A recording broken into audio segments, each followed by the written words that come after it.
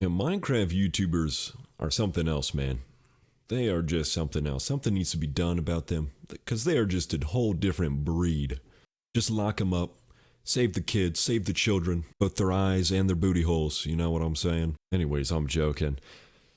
Not really. But Dream is under fire for some pretty bonkers allegations that we got going on. And it's not looking too good, I'm not gonna lie. As always, let's hop right in. Let's go over it. So to start, we have two alleged victims that have come forward. The first one, she was 17 and Dream was 19, so to say it's grooming is, I don't know. In some states that's a legal age gap. I just think this is manipulation. But we got some cringy texts and some atrocious Twitter DMs. And although the DMs look real, the text messages, those can very easily be manipulated, but who am I to judge? I'm not going to say that they're 100% out of the question, but my God, they make me recoil with physical pain of the cringe I endured just looking at them. And you know what? I'll throw them up on screen right now just because it is that bad. If this is a real conversation, if this really happened, then, I don't care. Dream needs to go away, because this is vile. This is vile. He needs to be thrown in jail for this. I'm not even going to read that out loud, because I'm sure I'll just get shadow banned from YouTube, but good God almighty. Then we got this. You can get it in the kitchen or the bedroom. Hard eyes, hard eyes. OMG, you're so welcome. Oh, fuck. My man has the riz of a fucking rock. This is just truly awful. WTFFFF, no. I want some 5-star stuff. After being asked, do you want a burnt quesadilla? This is both sides of this need to be locked up. This is awful. And then the what's up sexy moaning face, hard eyes, hard eyes. Well, she shows that these are allegedly real because she shows that the Dream account on TikTok is from her contacts. So I don't know. I don't know if you can manipulate that. I have no clue. I haven't been on TikTok in like a year and a half, and thank God, because it is terrible. I do agree with the sentiment that it's not appropriate for a fan and an influencer to be this close. This whole parasocial relationship, it's gotta go. But after she came out with this alleged proof, of course, Twitter being the lovely, warm, welcoming place that it is, especially Dream's fan base, of course, she went private. So that's the first alleged victim. Then a second alleged victim posted a TikTok about how Dream allegedly groomed her, and it's not looking good. It's not looking good. This is the more convincing one. As you can see, the fan sends out a message saying, I appreciate your content, essentially. You're helping me out. Dream says thank you for the kind words. If he had left it at that, great. But no. Oh God, no. This led to him asking if she wanted to add him on his Snap. And of course, he added her on Snap. Now we can see the message here, got that 500 Snap score moaning face. Dude, oh my God. This man's typing privileges need to be taken away from him. I don't care whether it's his phone or his computer. No, not allowed to talk. But as you can see here, for a whole month, basically, all those messages were on auto-delete, which is what Snapchat does. They disappear after 24 hours, so there's no proof here. And this is where everything starts to get all wishy-washy from my perspective, as I'm like, well, I don't know what to tell you. There's no concrete, yeah, he did this. But she claims that Dream sent her a picture of his meat.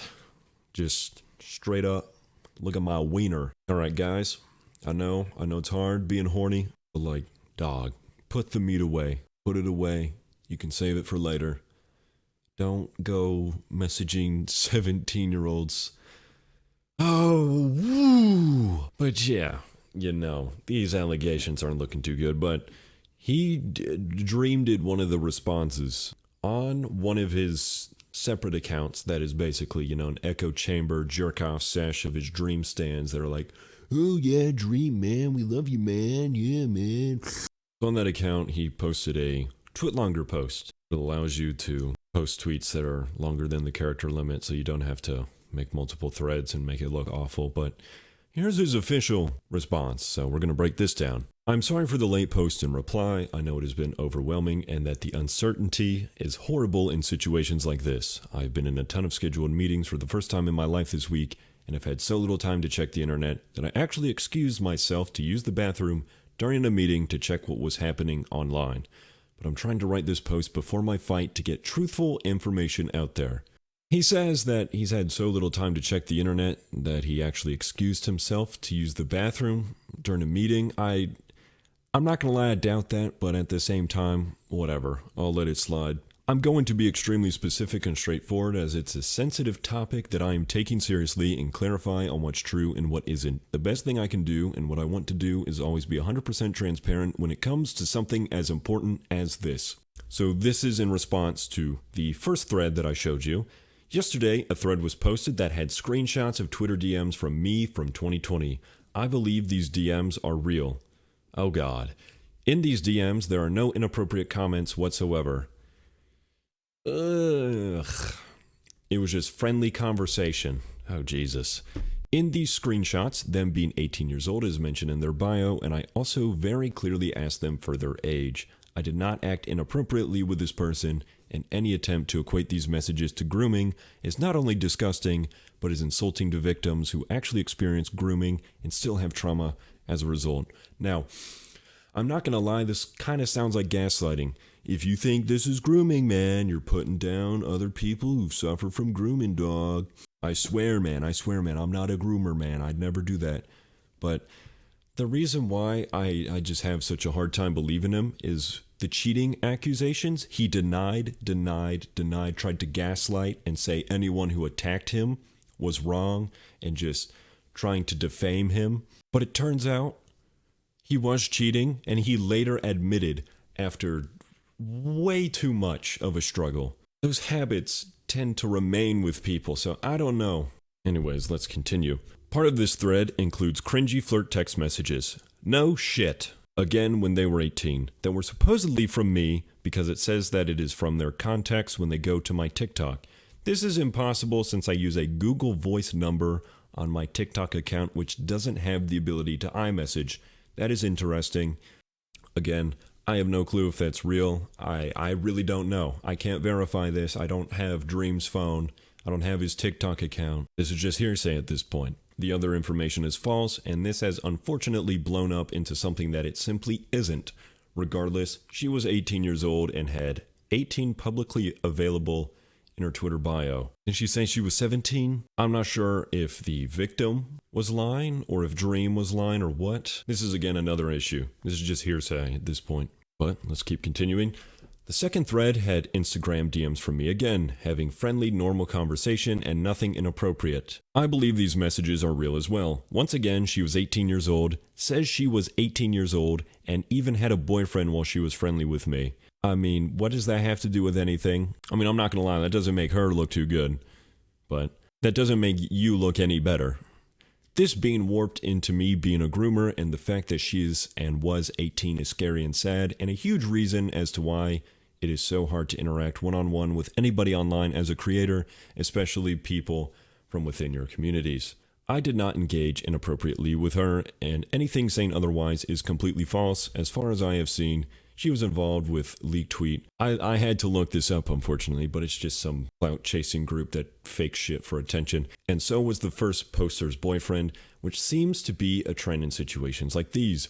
But it's mostly been contained to their side of the internet other than during big moments like the face reveal or major streams and events. I'm not gonna lie, this stuff did happen quite a while ago, and the fact that it's right after he does a face reveal, which, considering he waited to have over 30 million subscribers to do such a thing, it is very coincidental. But that doesn't mean necessarily that it is a direct cause of attention chasing. Having such a deep obsession towards someone to look deeply into their family, friends, and personal life, or making up relationships or friendships in your head is one of the biggest reasons parasocial relationships can become so dangerous. It's also one of the reasons why creators need to be as responsible as they can be and be careful when they interact with anybody. Yeah, you should listen to yourself. Now I did forget to mention that he said once again she was 18 years old, says she was 18 years old. I believe she just posted a photo of like her birth certificate, and she was born in 2004. So she is now 18 years old. So this is just blatantly false. Yeah, let's continue. I have always done my absolute best to make sure that no one is ever uncomfortable with the way that I treat them publicly or privately, and make an effort to make amends if I ever do something that someone doesn't like. I have also always made sure to have someone else have access to my public Snapchat, and in 2020 had them completely run the account while sending me art and cool messages before discontinuing it for a while. What does that have to do with your private Snapchat? As for why I think this is happening now, I recently made the decision to not use my old Snapchat and to make a new Snapchat that I only have the people that I am actually friends with and actively talk to on, and this seems to have potentially struck a chord with people that I just casually talked with for not talking to them anymore. One of the reasons I made this decision is because someone I knew when I was first making content completely lied about how close we were and used friendly DMs to tie into their unhealthy fantasy. I've almost completely stopped replying to DMs from fans, random people, and old friends due to situations like this, and out of fear from stuff that has happened in the past to my friends and those close to me, my team has had access to my social accounts from as long as I could remember in an effort to always stay on the side of caution, given the size of my platform and inevitable, falsely spread situations like this. This has all become so much more real and scary now that my face is out there for people to see, and I needed to address this all. I will also, based on your advice, pursue legal action towards people using my name to spread disinformation, or those that are misrepresenting facts, lying, faking things, or falsely abusing my name and image. Oh God. Uh-oh. My heart goes out to actual victims of pedophilia and grooming, and again, I'm extremely sorry that it took as long as it did for me to reply. I wanted to make sure I included everything. This is all of the information I have, but like past situations involving me, I know people are going to run with whatever fits their narrative best. If this isn't enough, at least we are on the same level of knowing. I hope everyone gets some rest and tries to step back from everything, so it can all be super overwhelming. That is definitely what I need to do. I need to sleep for the first time in 10 days. Jesus Christ, you almost hold the world record. I think it's 11 days for the world record? Now, I know it's probably an exaggeration, but at the same time, I never know. It was amazing meeting so many of you at TwitchCon, and I'm trying my best to stay positive.